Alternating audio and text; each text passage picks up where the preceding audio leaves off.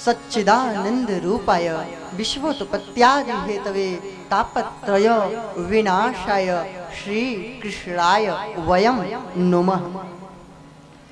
बड़ा ही अद्भुत श्लोक है। भगवान के स्वरूप का वर्णन है, उनके प्रभाव का वर्णन है और उनके स्वभाव का वर्णन है।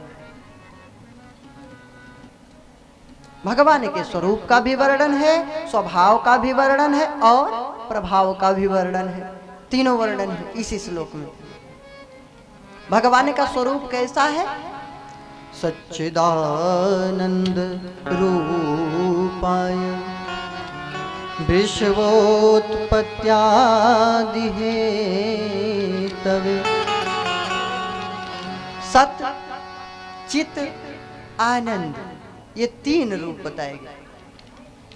अर्थात ठाकुर जी से जो प्रेम करना चाहते हैं, जो ठाकुर जी को प्राप्त करना चाहते हैं, वे इन तीनों में से किसी एक को पकड़ लें।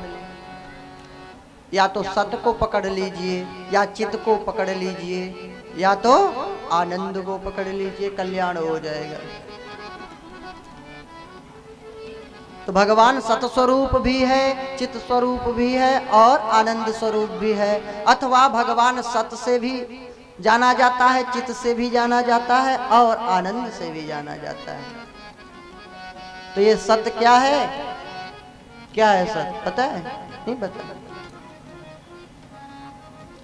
भगवान शंकर ने रामचरितमानस में उमा माता से कहा है क्या?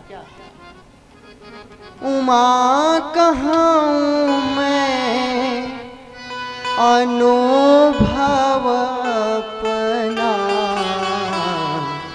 उमा कहूँ मैं अनुभव अपना, सत हरि भजन जगत सब सपना। सत हरि भजन जगत सब सपना। उमा कहूँ मैं अनुभव अपना, सत हरि भजन जगत सब सपना। सत हरि भजन जगत सब सपना।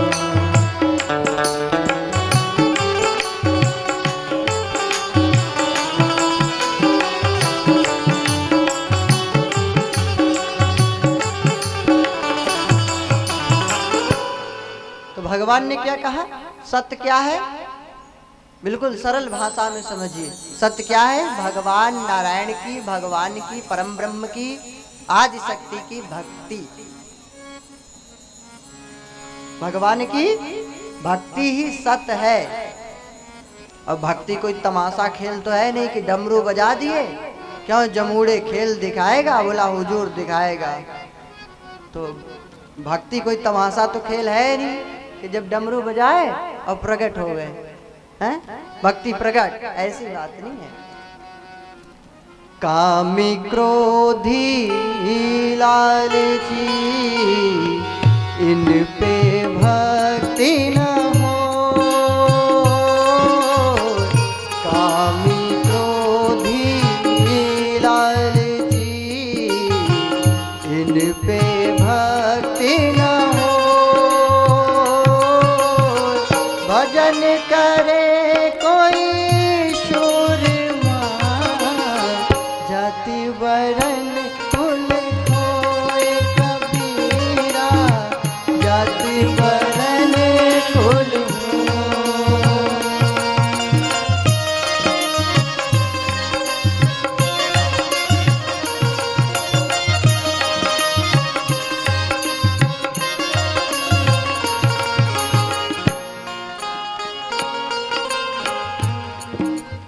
कामी क्रोधी लालची इन पे भक्ति न होए।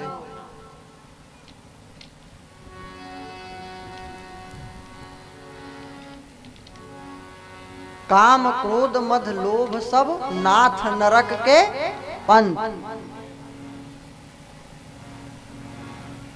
काम क्रोध लोभ ये नरक के रास्ते हैं। अगर आपको नरक जाना है तो आप बड़े प्रेम से कामी क्रोधी लोभी बन जाइए, आपका पक्का रिजर्वेशन बन जाएगा। हाँ, बड़े फ्री, कोई रोक टोक नहीं, बड़े आराम से नरक के लिए प्रस्थान करेंगे। और यही काम क्रोध लोभ, नारद जी ने एक ग्रंथ लिखा, नारद भक्ति सूत्र लिखा, बहुत सुंदर भक्ति सूत्र सूत्र है। उसमें नारद जी ने कहा, कामक क्रोध भीमान आदिकम तस्मिन् नेव करणीयम।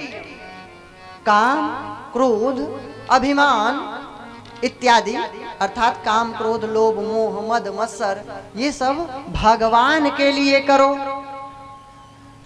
काम अर्थात कामनाएं, इच्छाएं। संसार की कामना बहुत खराब है।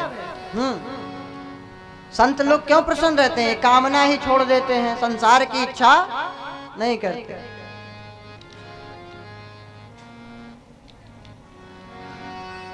कबीरा जोगी जगत गुरु, तजय जगत की आस। कबीरा जोगी जगत गुरु, तजय जगत की आस। जो जग की आशा करे तो जगत गुरु वह दास। कबीरा जगत गुरु वह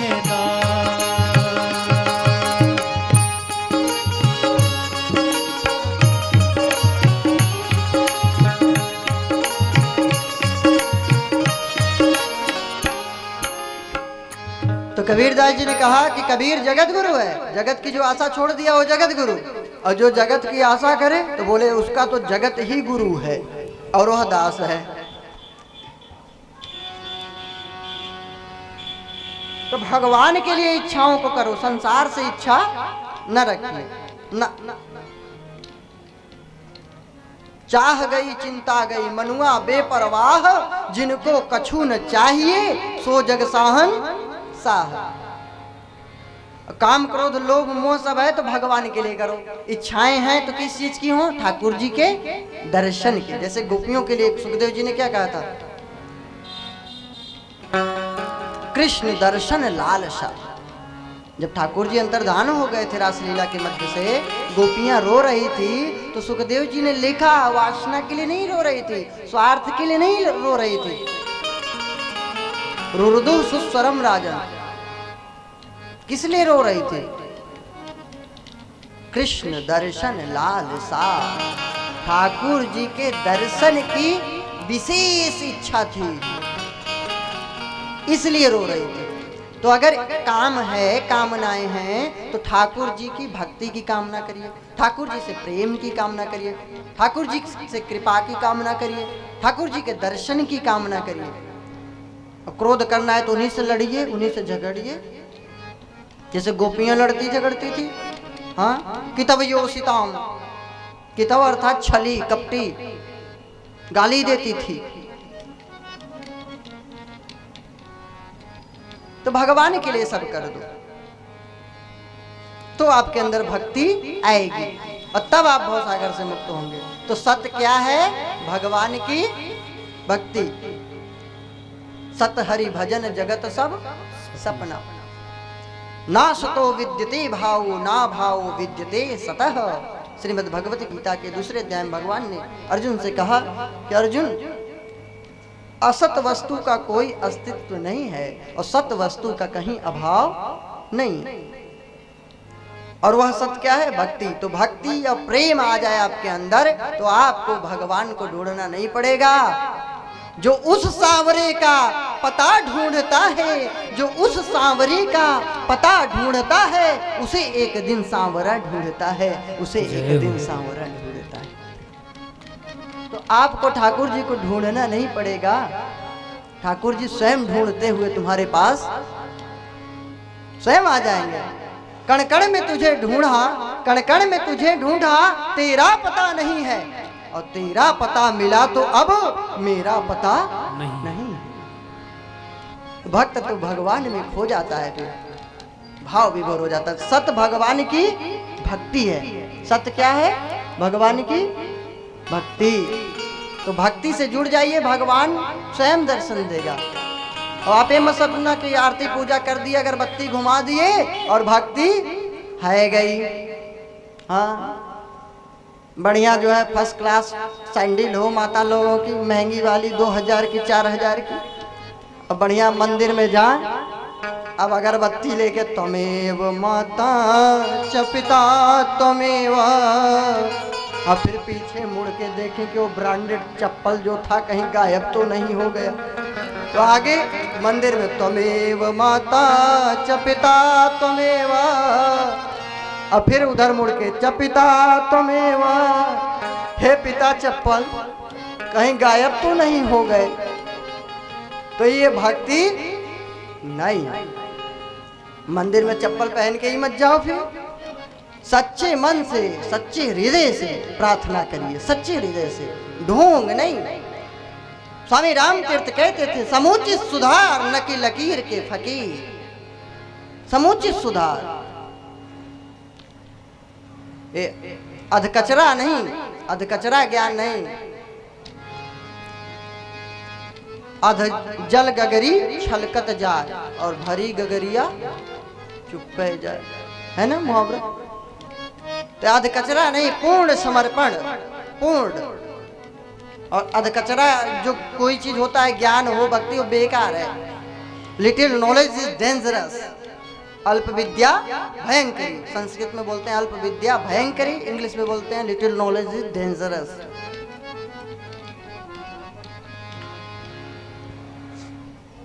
तो पूर्ण समर्पण के साथ सच्ची प्रार्थना, सच्चे हृदय से,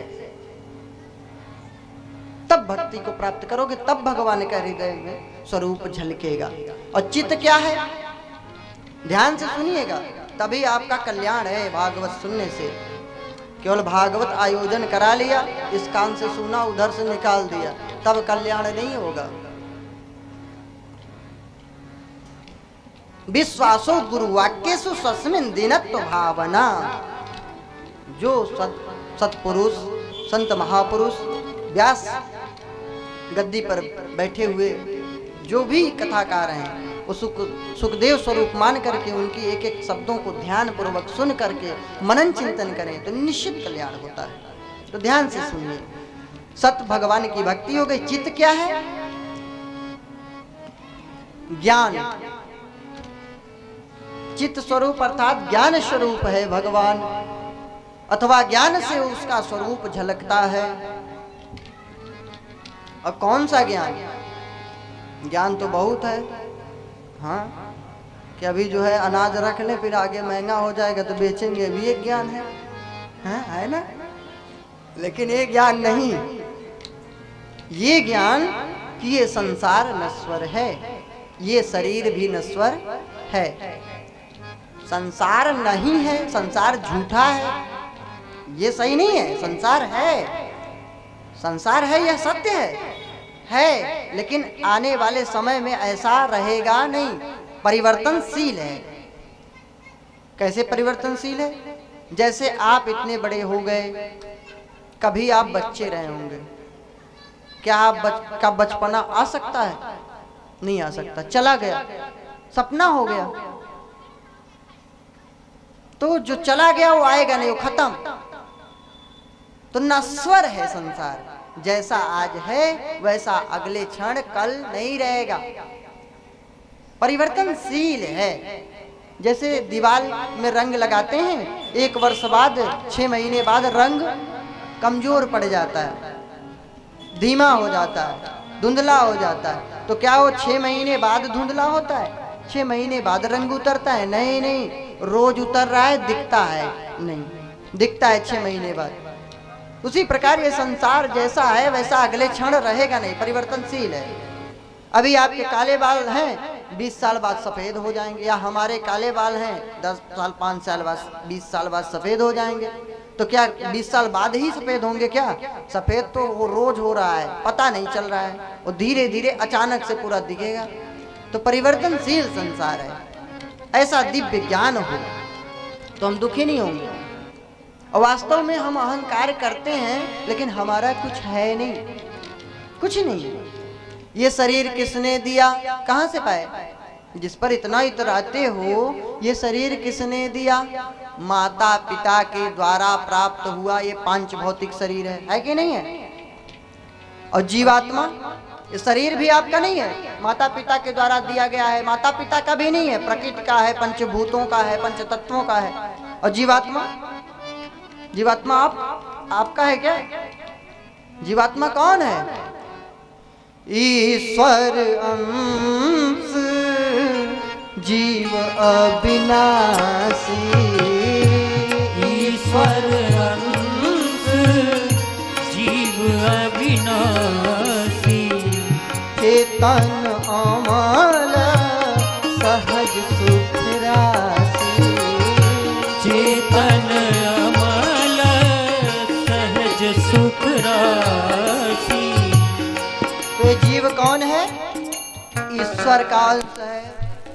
और शरीर क्या है? पंच तत्वों का अंश है। तो आप हैं कौन? विचार करिए। ईश्वर के दास हैं कि नहीं? हाँ? लेकिन हम ऐसे चलते हैं महाराज, छोटा सा धन क्या मिले, छोटी सी नौकरी क्या मिल जाए, छोटा सा पद क्या मिल जाए, ऐसे चलते हैं कि जमीन पर पैर ही नहीं पड़ता। अभिमान नहीं करना चाहिए। तो ये संसार नश्वर है, केवल प्रभु ही अपने हैं, और कोई न अपना था, न है, न तो कभी होगा। ऐसा ज्ञान, तब भगवान का स्वरूप आपके अंदर दिखेगा। और ये सोचिए कि अरे मेरी पत्नी अपनी है, मेरे पति अपने हैं, मेरा भैया है, मेरे बच्चे हैं, कहीं कोई काम नहीं देगा महाराज। जब संकट की समय आती है तो मातु पिता भ्राता सब कोई, मातु पिता भ्राता सब कोई, संकट में पूछत नहीं कोई, संकट में पूछत नहीं कोई। माता पिता बंधु बांधव सब कोई होते हैं, लेकिन संकट की घड़ी में कोई नहीं काम देता। और जब शरीर से जीवात्मा अलग हो जाती है, जीवात्मा, तब क्या होता है? तो मनु जी महाराज मनुस्मृति में लिखे, मृतम शरीरम मुत्सृज्य, मृतम शरीरम मुत्सृज्य काष्ठ लोष्ठ समम छितौ विमुखा बांधवायांति धर्मस्तमनुगच्छति, धर्मस्तमनुगच्छति। शरीर जब मर जाता है, अर्थात जीवात्मा शरीर छोड़ देता है, तो एक काठ की तरह पड़ा रहता है, अकड़ जाता है। बंधु बांधव भी मरघट तक छोड़ के चले आते हैं, कोई साथ नहीं जाता, केवल अकेले जाता है जीवात्मा। धन दौलत परिवार नातेदार सब छूट जाते हैं, कोई काम नहीं आता। तो जाता क्या है साथ में? धर्मस्तमनुगच्छति, केवल आपकी धर्म ही आपके साथ जाएगा। धर्म, कर्म, पुण्य, भक्ति, भजन, साधना सब आपके साथ जाएगा, एक भी नहीं यहाँ रहेगा। और परिवार, रिश्तेदार, रुपया, पैसा कुछ नहीं बचेगा, कुछ नहीं जाएगा साथ में, यही सब पड़ा रहेगा। तो ऐसा दिव्य ज्ञान प्राप्त हो जाए, तब ईश्वर का स्वरूप झलकेगा। ये है चित, प्रकाश स्वरूप है परमात्मा, ज्ञान स्वरूप है परमात्मा। तो अगर ऐसा ज्ञान हो तो अहंकार करेगा कोई? कुछ है ही नहीं अपना, क्या किस बात का अहंकार? और अहंकार वही करता है जिसके अंदर जान नहीं होती। झुकता तो वह है जिसमें जान होती है, झुकता तो वह है जिसमें जान होती है। अकड़ तो मुर्दे की पहचान होती है, अकड़ तो मुर्दे की पहचान होती है। तो मुर्दा अकड़ता है। अब जो अकड़ने वाले लोग हैं, समझने वो जिंदा हैं कि मुर्दा हैं, भगवान ही जाने। तो ज्ञान स्वरूप है और आनंद स्वरूप परमात्मा है, ये बहुत कठिन बात है। आनंद तो तब मिले जब सुख प्राप्त हो किसी चीज में, किसी चीज में सुख प्राप्त हो तब आनंद की प्राप्ति होगी। और सुख कहाँ है? क्या सांसारिक भोगों में सुख है? नहीं है। एक गाड़ी आई, बोलेंगे भाई गाड़ी तो ले लिया, पड़ोसी की गाड़ी थोड़ा 2-4 लाख महंगी है, लेटेस्ट मॉडल की है, ये ठीक नहीं है, दुखी हो गए। कार अपनी जो है पुरानी मॉडल की है, लेटेस्ट मॉडल चाहिए, तो सुख कहाँ हुआ? कपड़ा पहने सुंदर, और जब मार्केट में निकले तो कहे ये वाली साड़ी लूंगी, कहती होगी ना, तो कहती होगी यही साड़ी लूंगी। तो भगत पूछते होंगे क्यों लेगी, तो बोलती होगी माता कि अरे ये पुराने जमाने की है, ये लेटेस्ट मॉडल है? अरे तो गरीबों को दे दो जो बेचारे मॉडल नहीं जानते। तो सुख नहीं है ना, सुख कहाँ है? न चंद्रस्य सुखम किंचिन न सुखम चक्रवर्तिनः सुखमस्ति विरक्तस्य मुनेरेकांत जीविनः। तो सुख नहीं तो आनंद मिलना असंभव है। और सुख किसको प्राप्त होता है पता है? द्वाविमौ चिंतया मुक्तो, जो चिंता से मुक्त होगा उसी को सुख होगा, और जिसको सुख होगा उसी को शांति मिलेगी, और जिसको शांति मिलेगी उसी को आनंद की प्राप्ति होगी। तो चिंता से मुक्त कौन है? सिर्फ संसार में 2 ही लोग हैं, द्वाविमौ चिंतया मुक्तो, 2 ही लोग हैं। कौन कौन? परमानंद माप्लुतो, कौन कौन है? यो विमुग्धो जडो बालो यो गुणेभ्यः परम गतः। ये तो छोटा सा एक बच्चा जिसको कोई ज्ञान नहीं है, मस्त है, खिलौना दे दिया खेल रहा है, भूख लगी तो रोने लगा खा लिया, मस्त है, घर गिर गया कोई टेंशन नहीं, किसका नुकसान किसका भला, बच्चों को कोई मतलब नहीं है, कौन मरा कौन जी रहा है, बच्चा तो टाफी के लिए परेशान है, खिलौने के लिए लाके दे ही दो, तो मस्त है। और दूसरा जो गुणों से परे चले गए परमहंस संत महापुरुष हैं। तीसरा कोई चिंता से मुक्त नहीं है, और जब चिंता से मुक्त नहीं है तो सुखी कहाँ है, और जब सुखी नहीं है तो शांति कहाँ है, और शांति नहीं है तो फिर आनंद कहाँ है? तो न चंद्र से सुखम किंचिन, इंद्र को थोड़ा भी सुख नहीं है। हाँ, पता नहीं कौन सा असुर आक्रमण कर दे और सिंहासन गई। तो न सुखम चक्रवर्ती न, और चक्रवर्ती सम्राट को भी टेंशन ही है, चिंता कि पता नहीं कौन आएगा, राजा आक्रमण कर देगा, राज्य गया। तो सुख किसको है? कि सुखमस्ति विरक्तस्य मुनेरेकांत जीविनः। कहते ना एकांतवासा झगड़ा न झांसा। तो जो एकांतवासी साधु संत महात्मा ऋषि मुनि हैं वही लोग सुखी हैं। एक बार एक राजा जा रहा था युद्ध करने के लिए, एक संत सोए हुए थे मस्त, सैनिक गए जगाए, मंत्री भी जगाया, उठ नहीं रहे थे। राजा गया, महाराजा हट जाए, ये काहे को परेशान करते हो? अरे कहे मैं सो रहा हूं मस्त, मैं किसको परेशान कर रहा हूं? अरे कहे मुझे जाना है युद्ध में, आपको मालूम नहीं है? तो कहे ये एक बात बता, तू युद्ध करने जा रहा है किस लिए? कहे शांति के लिए, सुख के लिए, आनंद के लिए। कहे मान ले अगर युद्ध में तू विजेता न हो तो, विजेता होगा तब तो सुख मिलेगा, विजय का उत्सव मनाएगा, लेकिन अगर परास्त हो गया तो क्या होगा? कहे बहुत दुख होगा। कहे युद्ध से सुख नहीं मिलने वाला, युद्ध के बाद फिर दूसरा युद्ध चालू हो जाएगा, और तू युद्ध करके जीत जाएगा तब शांति से क्या करेगा? राजा बोला सो जाऊंगा।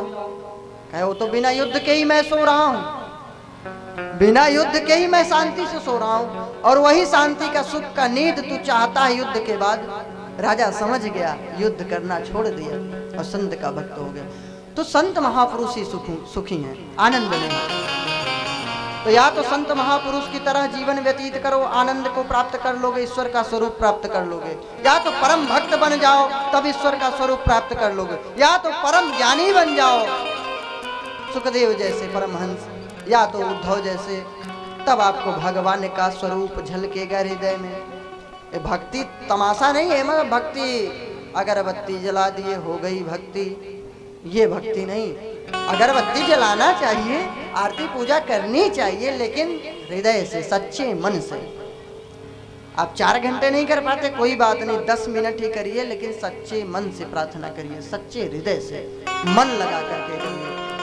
भगवान ने कहा है ना कि मुझे मन दे दो। संसार के लोगों को क्या प्रिय है? शरीर आपका है ना। अभी कोई रिलेटिव बोले कि अरे भाई मन से तो मैं कथा में ही हूं, मैं शरीर मेरा घर में है, तो आप बोलोगे ऐसा है कि आप शरीर से आ जाओ। और क्या, भोजन बनाने वाले कहें कि मन से तो मैं भोजन बना दिया है, शरीर मेरा दूसरे जगह है। बताओ मन से कोई खाएगा अभी? तो मर ही जाएगा, न रहेगा तन न रहेगा मन। तो मन नहीं चाहिए, मेहनत चाहिए, सेवा चाहिए, तुम मन भी चाहिए, तन भी चाहिए, धन भी चाहिए, लेकिन भगवान कहता है केवल तुम मन दे दो।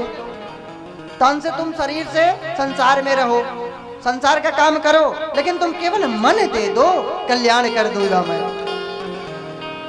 लेकिन हम संसार का काम करते हैं और मन से भी संसार का काम करते हैं, इसीलिए दुखी हैं और भगवान की प्राप्ति नहीं कर पाते, इसीलिए दुखी हैं। काम करे संसार को मिलन चाहे करता, काम करे संसार को मिलन चाहे करता। कह रहीम कैसे बने दो तुरंग असवार रहीमा, दो तुरंग असवार। काम करे संसार को मिलन चाहे करता। संसार का काम करते हैं और सोचते हैं भगवान मिल जाए, और मन भी संसार में लगाए, तन भी संसार में लगाए, तो भगवान मिलने वाला नहीं है। 2 घोड़ों की सवारी एक साथ, बताओ 2 घोड़ों पे एक साथ बैठ सकती हो? एक ही घोड़ा बवाल है, कहां पटक दे। तो 2 घोड़ों की सवारी एक साथ कैसे करोगे? उपाय है, 2 नहीं 4 घोड़ों को भी एक साथ बांध के चल सकते हो। तुलसीदास जी ने इसका कटाक्ष किया, बोले 2 घोड़ों को एक साथ बांध के चल सकते हो, बोले 2 घोड़ों की सवारी एक साथ किया जा सकता है। कैसे? काम करे संसार को हरि से राखे टेक, काम करे संसार को हरि से राखे। कह तुलसियों बनत है दो तुरंग रथ एक रे तुलसी, दो तुरंग रथ। तुलसीदास जी ने कहा काम संसार का करो, कोई बात नहीं है, लेकिन श्रद्धा भाव से करो, ईमानदारी से करो, धर्म से करो, कर्तव्य निष्ठ भाव से, सत्य निष्ठा से करो, धर्म परायण होकर कर्तव्य कर्म करो, वो बाधक नहीं है। करिए धर्म पूर्वक, सत्य पूर्वक वो कार्य करिए जीविकोपार्जन के लिए, कोई बुरी बात नहीं, लेकिन ठाकुर जी को भूल करके नहीं, ठाकुर जी का स्मरण करते हुए कार्य को करिए। तो तुलसीदास जी ने कहा कि 2 घोड़ों की सवारी हो जाएगी। बोले कैसे? कहे रथ एक हो जाए, घोड़े चाहे 4 जोड़ दो। तो लक्ष्य आपका परमेश्वर हो। आप संसार का काम करते हुए भी लक्ष्य यही रहे कि ईश्वर का भजन हो। ये सब जो परिवार है सब कुछ भगवान का है। मैं जो भी धंधा व्यापार कर रहा हूँ ये किसके लिए कर रहा हूँ? भगवान के लिए। तो आप कहेंगे झूठ बोल रहे हैं। नहीं नहीं, आप ये मानिए कि ये पत्नी किसकी है? भगवान की। ये बच्चे किसके हैं? भगवान के। झूठ नहीं। कितने लोगों के बच्चे नहीं हैं? क्या वो शादी नहीं की है? क्या उनका विवाह नहीं हुआ है? लेकिन ईश्वर को नहीं मंजूर है। कितने लोगों का विवाह हुआ लेकिन या तो पति नहीं या तो पत्नी ही नहीं रह गई। तो ईश्वर का है कि नहीं सब कुछ? तो पत्नी बच्चे सब कुछ भगवान को सौंप करके वही कार्य करिए, भजन करिए, तो वह कार्य आपका बाधक नहीं होगा। तो आप संसार का कर्तव्य कर्म करते हुए भी भगवान की प्राप्ति कर लेंगे। लेकिन कैसे करेंगे? जब भगवान को समर्पित करके करेंगे।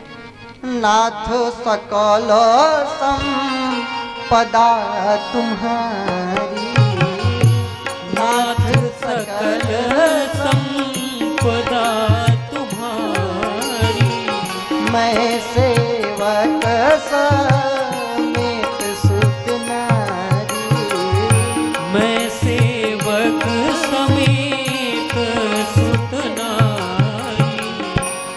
तो कैसा भाव हो कि सकल पदार्थ सब कुछ भगवान का है, तुम ही निवेदित भोजन करहीं, सब कुछ भगवान को अर्पण कर देना है। पत्नी, बच्चे, व्यापार सब भगवान का मान करके हम केवल निमित्त हैं। अर्जुन से भगवान ने क्या कहा? बोला निमित्त मात्रेण भव सव्यसाची। दोनों हाथ से धनुष चलाते थे, इसलिए सव्यसाची नाम था उनका। तो बोले निमित्त मात्र बन जा तू, बस बाकी तो मैं सब करूंगा। नहीं, अर्जुन की हिम्मत थी सब युधिष्ठिर, जो द्रोणाचार्य, कृपाचार्य और भीष्म पितामह जैसे लोगों को मार सकते, ये तो भगवान की लीला थी। उन्होंने कहा तू केवल निमित्त मात्र बन जा। तो निमित्त मात्र बन के अपना कर्तव्य कर्म करें, लेकिन भगवान को समर्पण करके, तो सच्चित और आनंद में आ जाएंगे आप, और भगवान का स्वरूप झलकने लगेगा। ये भगवान के स्वरूप को प्राप्त करने का तरीका है। अथवा भगवान का स्वरूप सत में है, चित्त में है और आनंद में है। अथवा भगवान के स्वरूप का साक्षात्कार हो जाने के बाद भक्ति भी हृदय में आ जाती है, ज्ञान भी हो जाता है, और आनंद किसे कहते हैं? संत महापुरुष। तो उनके अंदर क्या होता है? वैराग्य। तो भगवान के स्वरूप का साक्षात्कार होने के बाद हृदय में भक्ति भी आ जाएगी, ज्ञान भी हो जाएगा और वैराग्य भी हो जाएगा। लेकिन ये होगा कब? सत्संग से, भजन से और संतों की कृपा से, तभी होगा। बहुत से संतों के भाव हैं, लेकिन आगे चलिए। अब नहीं कहेंगे कि आप पता नहीं क्या क्या पढ़ाते जा रहे हैं। ये भगवान का स्वरूप था, और प्रभाव क्या है? प्रभाव देखिए भगवान का। विश्वोत्पत्त्यादि हेतवे, संपूर्ण सृष्टि, संपूर्ण विश्व, संपूर्ण ब्रह्मांड के उत्पत्ति आदि का कारण है। उत्पत्ति आदि अर्थात उत्पत्ति, सृजन, पालन और संहार, ये तीनों इसमें छिपे हैं उत्पत्ति आदि में। विश्व की उत्पत्ति आदि के हेतु हैं, अर्थात वही परम ब्रह्म परमेश्वर नारायण, भगवान नारायण विष्णु के रूप में होकर के सृष्टि का पालन करते हैं, ब्रह्मा के रूप से सृजन करते हैं, और भगवान रुद्र के रूप में संपूर्ण सृष्टि का संहार करते हैं। ये है इनका प्रभाव। भृगुटी विलास सृष्टि लय हुई। भृगुटी के विलास मात्र से, पलक झपकने मात्र से, बाहों को उठाने मात्र से, बाहों को तानने केवल, तो सृष्टि का विनाश हो जाए। ये इनका प्रभाव है। इनकी इच्छा मात्र से सृष्टि का सृजन हो जाता है। इनके संकेत मात्र से जीवों का पालन पोषण होने लगता है। ये इनका प्रभाव है। और स्वभाव कैसा है? स्वभाव तो महाराज ऐसा है कि तापत्रय विनाशाय, तीनों तापों से मुक्ति दिलाने वाले हैं। अब तीन ताप क्या है पता है? संसार में सभी प्राणी केवल तीन प्रकार के दुखों से दुखी हैं। सिर्फ दुख के कारण कितने हैं? तीन, चौथा कोई कारण नहीं है। तीन कारण कौन कौन से हैं? आधि दैविक, आधि भौतिक और आध्यात्मिक। दैहिक, दैविक, भौतिक, ताप। तो आधि दैविक ताप क्या है? जो देवताओं के द्वारा क्लेश दिया गया है। देवताओं के द्वारा क्लेश क्या है? ध्यान दो माता लोगों, अभी हम पूछेंगे रोज कथा करके कि क्या क्या सुनाया। हाँ, तब आप लोगों को ध्यान नहीं होगा, भूल जाओगे। अभी परीक्षा लिया जाएगा क्या बता रहे थे माता?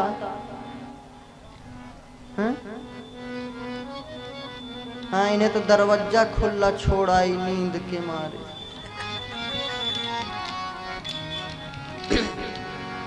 तो तीन ही ताप हैं। आदिदैविक अर्थात देवताओं का प्रकोप। देवताओं का प्रकोप क्या है? खूब बारिश होने लगे या बारिश एक भी न हो, भूकंप आना, आंधी तूफान आना, ओले पड़ना, सूखा पड़ना, अकाल पड़ना, बाढ़ आना, ये सब दैवी प्रकोप है। दैवी प्रकोप, आदि दैविक। और आदि भौतिक क्या है? शारीरिक कष्ट, फोड़ा फुंसी और भी तमाम तरह की जितनी भी शारीरिक बीमारियां हैं वो सब आदि भौतिक कष्ट हैं। और आध्यात्मिक क्या है? मानसिक कष्ट। फला ने हमको गाली दे दिया, उसने हमको ऐसा अपमानित कर दिया समाज में, ये मानसिक कष्ट है। आध्यात्मिक कष्ट, आत्मिक कष्ट, मानसिक कष्ट। इन तीनों में से ही कोई न कोई कष्ट से सब लोग ग्रसित हैं। चौथा कोई कारण दुख का नहीं है। उन तीनों प्रकार के कष्टों से भगवान निदान दिलाता है। तीनों प्रकार के कष्टों से। तापत्रय विनाश, नाशाय भी लिख सकते थे, नाशाय भी लिख सकते थे, लेकिन उपसर्ग लगा दिए। विनाशाय, बिल्कुल समाप्त,